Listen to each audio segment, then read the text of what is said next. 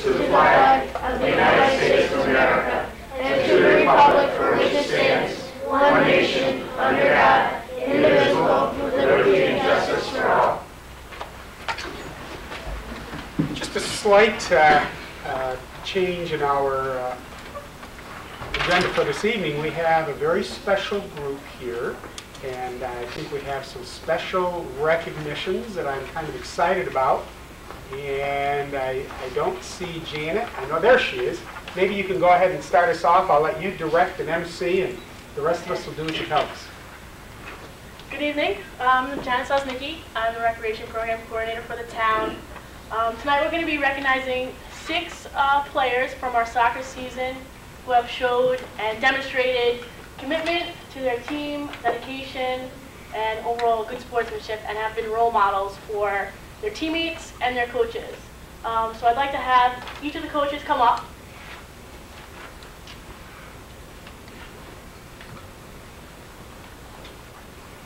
Is this an appropriate place to clap now? Oh, no, not for us. I appreciate the coaches. And you want to go first? Well, I'm for sure. I'll go first. I'm the cable coach. We always wore the Stewart's uniform. Stewart's always sponsored us. My player, he was always very dedicated on the field. For equipment, he'd always get my equipment for me. He'd always make sure I got back to my car every day. One game I forgot my balls actually at the field, and I'm going, oh my, I forgot the balls. And all of a sudden there he was with the balls. So he was very dedicated, and you want me to say his name? Yes. Oh, yes. My player is Eric Goulis. And you can come up.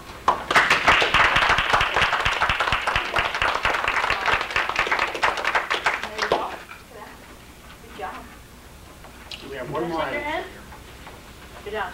Come Yes, right down the come gauntlet. Yeah, you gotta go down the line. Congratulations. This is yours also. Put a picture.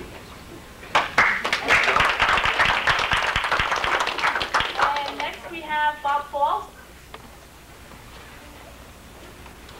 Hi, I'm Bob Fall. I'm the coach of the East Morrisonville Knights soccer team this year.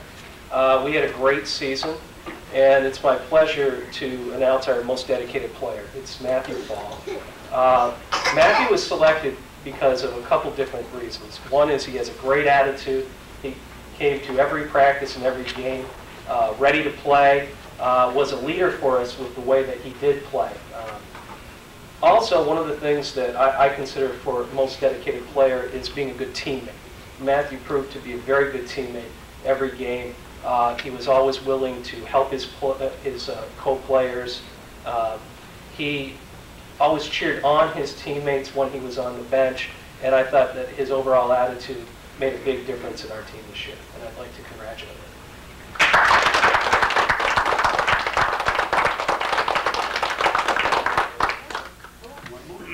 Congratulations. That's amazing.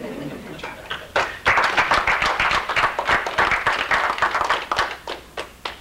And now Wendy Peterson. Good evening. My name again was Wendy Peterson, and I also coached East Morrisonville. We were number 2 this year, and our most dedicated player is Mr. John Glover.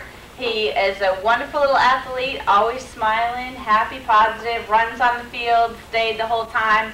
He was the first player who, when I ended practice, said, "Really?" And I said, "Yes, it's time to go." And he was always smiling, played any position we'd asked him to play without hesitation or question. So thank you, John. We appreciate it.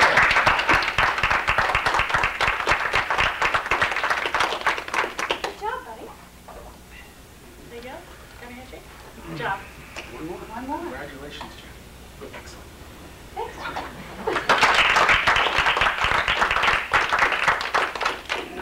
We also had 2 other players who couldn't make it tonight, and they are Jeremiah Zucker and also Sophie Mackner. I also want to thank the coaches because without their support and their help throughout the season, our season wouldn't be successful. So I thank you too.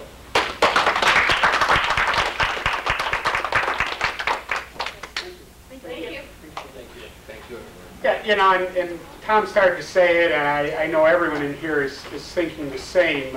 We really appreciate the work that Janet and Melanie Ufaya do to provide a variety of programs in the town for our children, for adults, seniors, trips, etc. It's a very healthy community program, recreation program. They work hard, and we do appreciate that. It's also, as Janet mentioned, coaches, gee, it's so hard to find people who have time to volunteer. We want to. Many of us desire to do that. It simply is hard to do now. So we know if you did, you made a commitment for a long haul that wasn't necessarily easy. Everything else in your life didn't go away. There were sacrifices, and believe me, we recognize and appreciate that. I had a chance, as my daughters were growing, to do my turn also. And boy, when it was over, it was like, okay, I'll take a break now, because it's quite a commitment. I see some of your families with 2, 3 children. It's like, who's taking which one where tonight? But it is a sign of a good community for these children. You're giving them great role modeling. You're giving them great modeling for good parenting. You're giving them great modeling, and you know what? We'll see it. They'll become the coaches of the next generation. And that's what keeps it going. And for that, we all thank you very much. Thank you. Thank you for being here this evening. That's right. It's never too late. No. Our last participant that we are going to award tonight, Jed Peterson, he couldn't make it tonight. But Sophie Mackner, who played for Cumberland Head Mites, she will be receiving the Most Dedicated Player Award for showing and demonstrating the commitment for her team and being a role model. So you can come up, Sophie. Come on, Dad.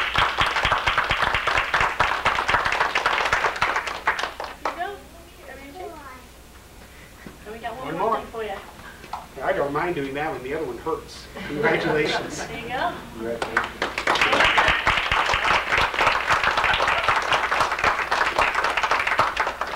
Next generation of players. I'd just like to say, being on both ends of it, as a parent and as a coach, I appreciate all the effort and time that the parents put into this to get the kids there, because it's really important to care about that and have them go. And I know it means a lot to them when they do play. Having been on both sides, I can tell you that that's a sure thing. So dedication that you have and the time that you put out, I know what it is, and I appreciate the fact that you do that. It's really good for our children. Okay, everybody else is comfortable. Very good. We're going to begin our, thank you. We're going to begin our regular meeting. You're welcome to stay, and you're welcome to, gosh, traditionally, don't we all go to Harrigan's after? Let's find something indoors. Something indoors.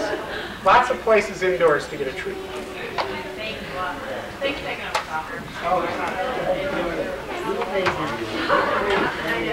Town of Plattsburgh Town Board to order for November 17, 2008. If we could have a roll call, please.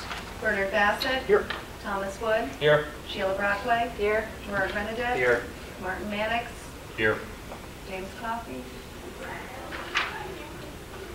Resolution 08-353. Resolved that the minutes of November 6, 2008 be approved and the reading of the minutes be dispensed Have a with. motion? So moved. Mr. Brockway, second. Mr. Mannix. Any discussion? Let's see, there's one thing. Did we were approving the dog catcher to be able to enforce, we were approving, I had to go through the attorney. Remember that was correct. Where was that? There was a condition to that resolution. It wasn't in the resolution, Well, and I thought we amended it to include that.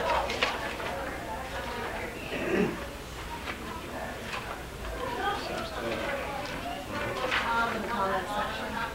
do we know which number that was? Yeah, it's 341. Is it in the comments, Andy? Yes. Yeah, it says that, well, Mr. Mannix said that, he has passed a resolution, we are not authorizing the dog control officer to proceed. His ability to proceed is dependent on the district attorney's approval, but that's just a comment, and it's not in the result. It should It's in the result. Dog control officers, town of Plattsburgh, upon the consent of the district attorney of the county of Clinton, are hereby authorized to prosecute violations. Yeah. It's in there. It is, okay. Yep. I didn't get a chance to read these Any other questions on the minutes? ahead of time much. If not, have a roll call. Thomas Wood? Yes. Sheila Brockway? Yes. Dorit Renish? Yes. Martin Mannix? Yes. Bernard Bassett? Yes, resolution 08-354. Oh, public comment, I'm sorry, thank you. We had such a wonderful public presentation on our summer soccer program. Anyone that would like to address the board is invited to do so. And if not, we'll go on to resolution 354. Resolved that the abstract of audited claims number 11B in the amount of $743,123.49 be received as reviewed by the audit committee, and the supervisor is hereby authorized to pay said abstract. Have a motion? So moved. Mr. Bernadette, second. Brockway. Any discussion? Roll call. Thomas Wood? Yes. Sheila Brockway? Yes. Dorit Renish? Yes. Martin Mannix? Yes. Bernard Bassett? Yes. Remind everyone to sign off on that in the back room. Resolution 08-355. Resolved to receive and place on file the supervisor's financial report for the month of November 2008. Have a motion? Ms. Brockway, second. Second. Mr. Renada, any discussion?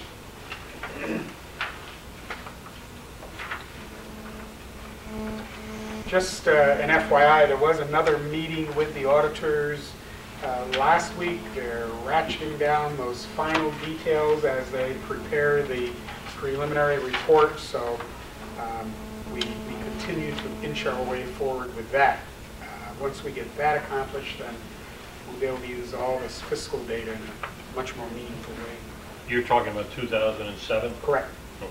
Yeah, and I know I probably said pretty close to the exact words before, but I think it's important you know something happened last week. The auditing team was here, and we had some real activity.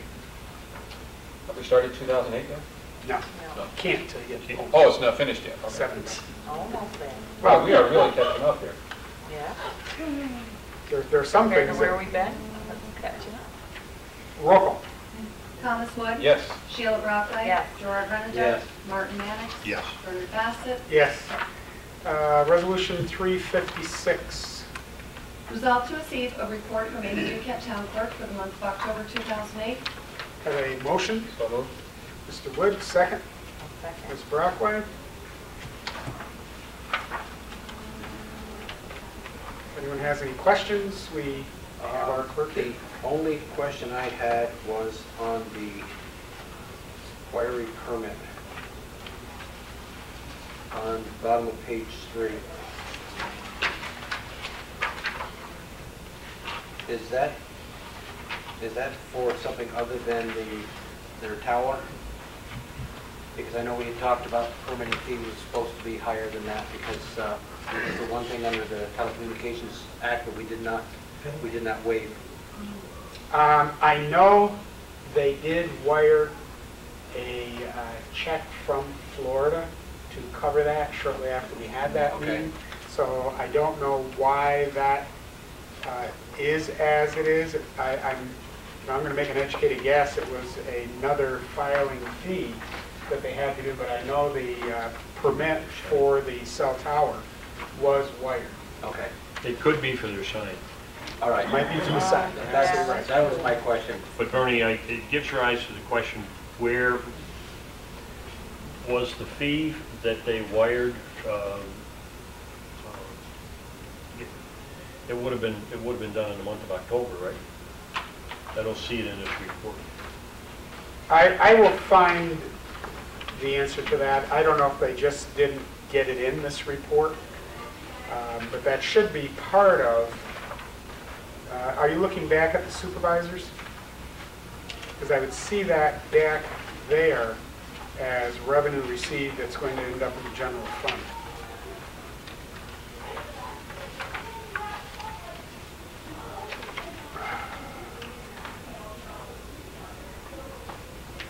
Again, there's, unfortunately sometimes a little lag between receiving and reporting, and especially when you have the auditors here. It really does tax that group. I don't recall seeing it in the supervisor report, and I don't see it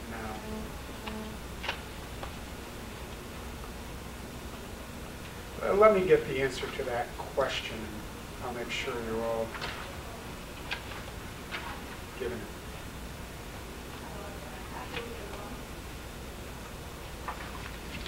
My educated guess, again, is that it simply hasn't been recorded as part of our fiscal group reporting.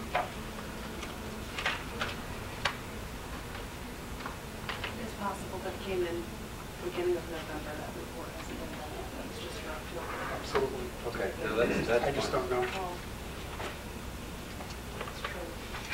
Anything else on 356? If not, we'll have a roll call. Thomas Wood? Yes. Sheila Brockway? Yes. Gerard Renadette? Yes. Martin Mannix? Yes. Bernard Bassett? Yes. Our tax receiver, Jackie Ballou, is also working on a new spreadsheet for you that's going to compare tax collections for our school districts.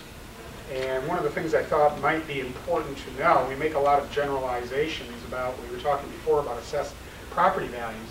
As property values increase, what is the relationship of that to the collectibles?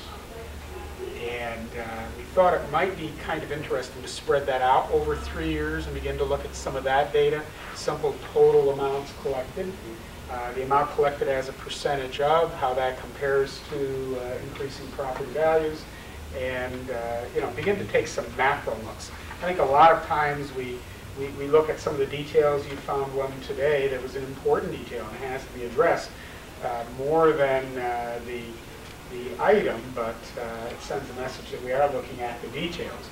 But we also don't want to forget the bigger picture. Where are we going to the trends and how they look? We were dealing with that with ambulance districts, looking at the larger picture of service and cost and how it compares and what are the options. So we're going to be getting some new data from that office as well. And, we'll just take a look at it. We're not looking for anything. We'll just see what it begins to tell us, and that generates some good questions. Resolution 357.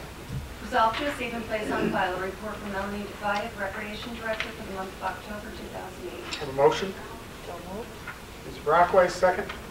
Second. Mr. Wood. Anyone has any questions?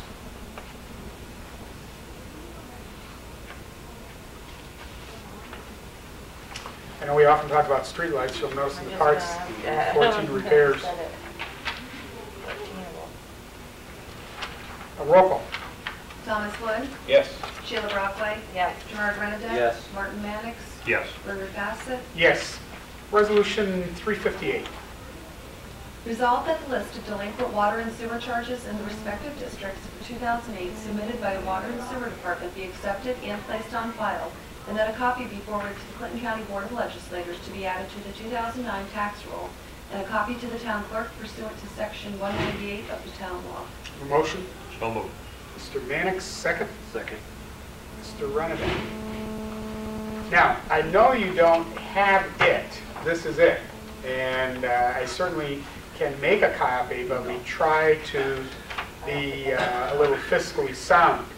One of the things that we should have put in there were some totals. And we're looking at a total of over $53,000. Yes. That will end up going in the rolls. It's everything from, $1.82 to a much more significant amount.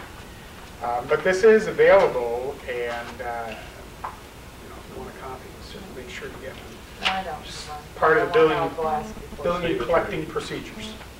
Okay. If we need it, we can come look at it. Yeah. All right. Roll call.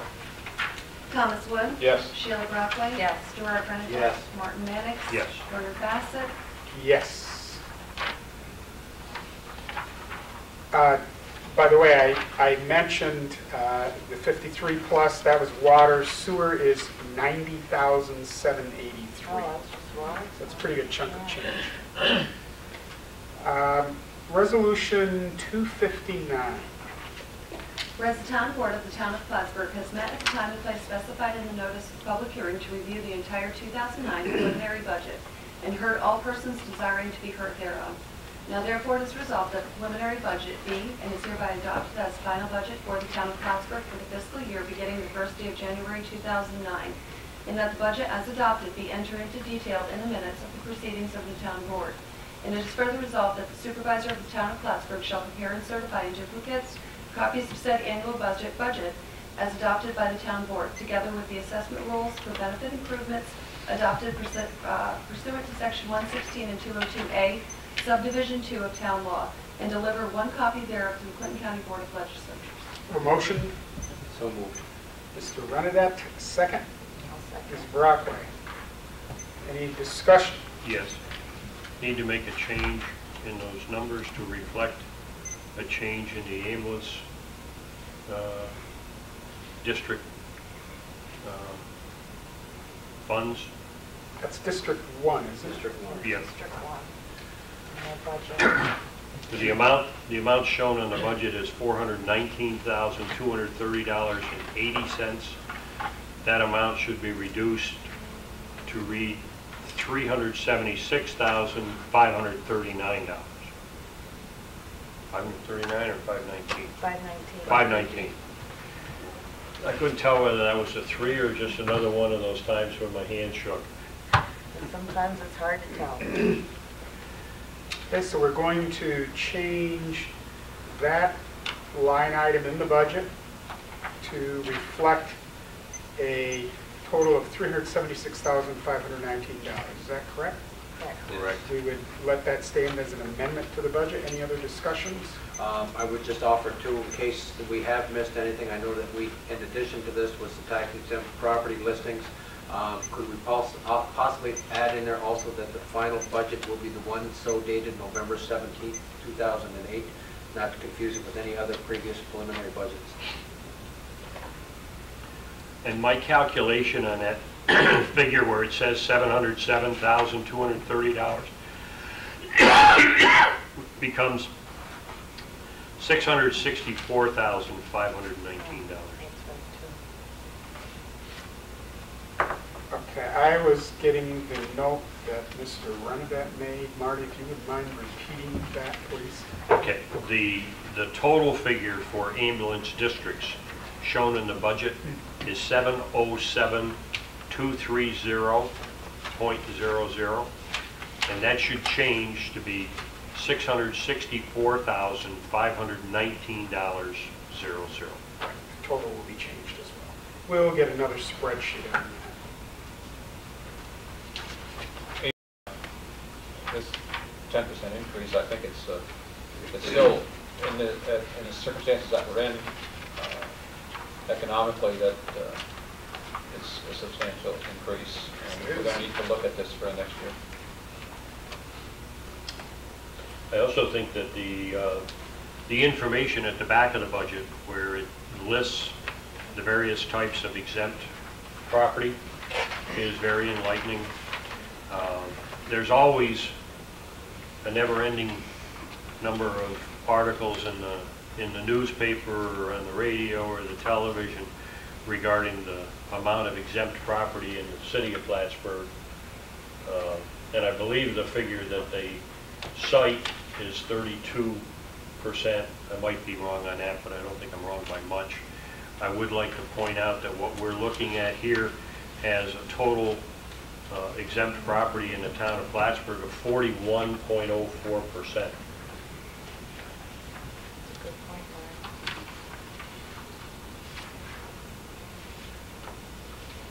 I would, I was mentioning tax receiver doing a spreadsheet. It would be interesting to see as the town has grown, and by the way, the Comfort Inn is still in the town of Plattsburgh. Did it move to the town of Plattsburgh? That as the town has grown, if that percentage has changed, you know, we have to think and bring on things like Nova Bus, the Hampton Inn and Suites, that it would reduce the percentage as a whole. And that's a good logical assumption. If that doesn't happen, then that tells me we need to become more involved with the process for exemption, because the number of exempt properties are growing. I don't know if this is a greater number over a 5-year period or, you know, the same or what. But right, this was a new law that just came down, and it's going to provide some food for thought and some insight, and I think some action down the road. But maybe that's something I could get, if you're interested in that, have our assessor, EFA, do the same thing over the previous that 3-4 would be years. We can see if the numbers going up and down and what the percentage is doing. That would be great. Do I copy that? Yes. I would imagine it went down because part of this had to have been Air Force-based property that has since been transferred to the county and to other industrial entities. I noticed that here there's still some U.S. Air Force property that's exempted to the tune of about 17%. Yeah. It's a good assumption. And that's what I'm saying. I'd like to see the numbers, because if the numbers don't reflect the assumption, I want to know why. Right. At the same time, as an industrial development agencies, properties that are taxes have gone up. If they were industrial park, yes. So if that being the case, and out there, I think you're absolutely right now. Until they turn over to us, I think as part of park out there, they're still tax exempt. But once park is completely dissolved, I believe they go on the tax rolls. Yes, but that might be something to take into account if you're. That's true. Percentages Good point. from the U.S. from base from before. No, we have a lot of the stereotypical committees every town would have that are important. This year, Mr. Mannix, Mr. Renadad have worked diligently on the ambulance budget. And it isn't just dealing with the dollar, it's dealing with the contract, it's dealing with the service, it's looking at, what are we getting for what we're asking taxpayers to support and so on. And I think that's going to make a difference. We may need, again, just a body or two that are willing to take topics like that and follow it and look at it and ask the good questions. Things happen out there. You mentioned the IDA, and I feel very good about my relationship with the IDA, et cetera. But there are things, as we learn with some early Laurentian conversations, where there are people that make decisions and share it with us later. And then we see, the numbers. Well, that's why we've got to begin to, play a bigger role with this. So there may be something evolving here that is of great value. Enough said, I guess, at the moment. Any other discussion on the budget? Roll call.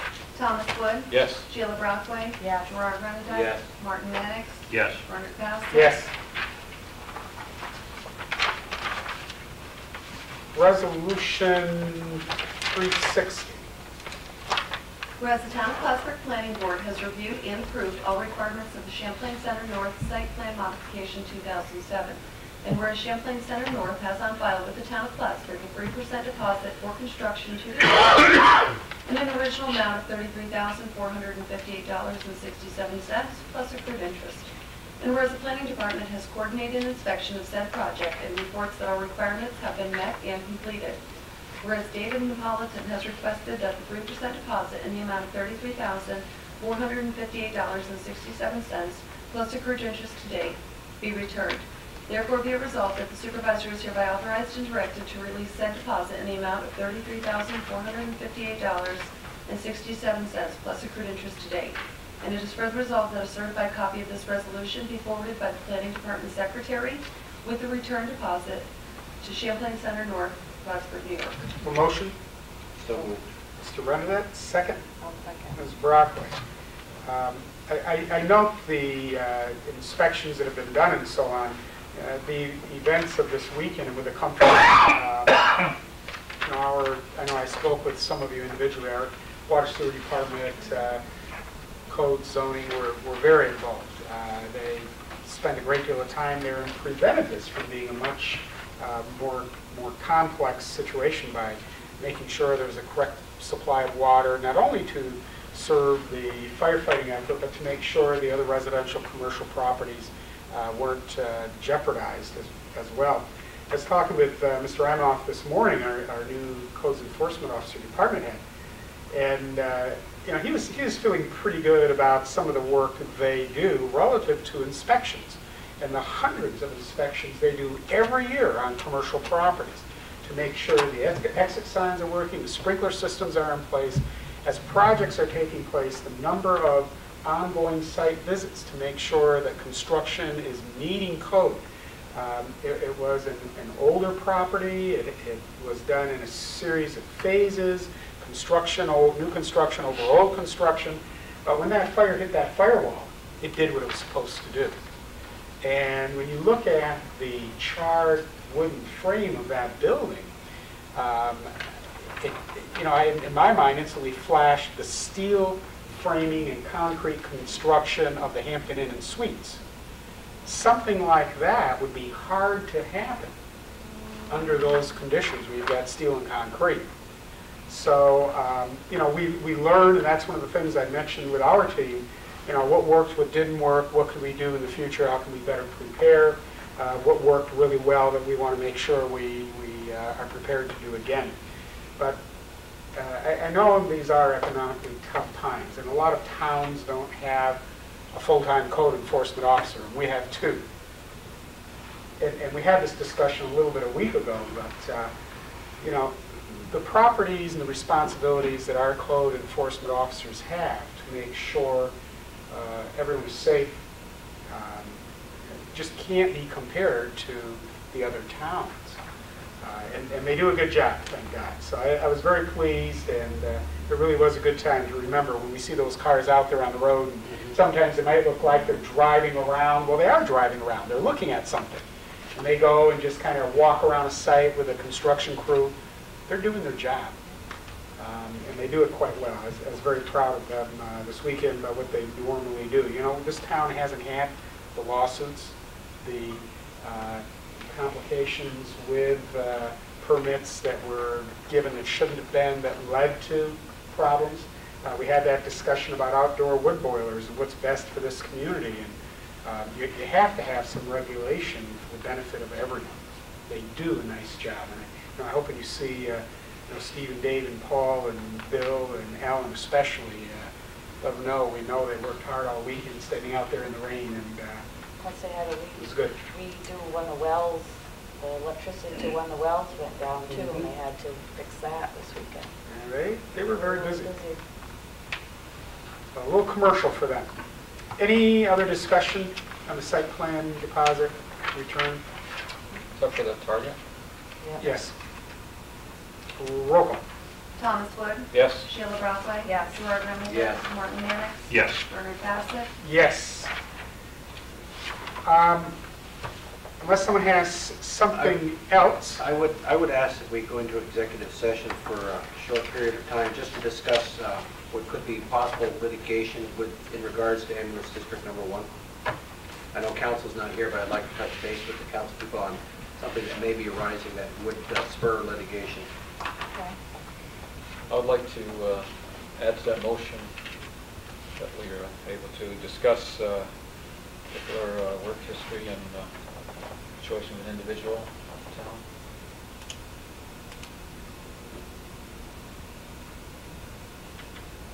I have no problem with adding that. Thank you.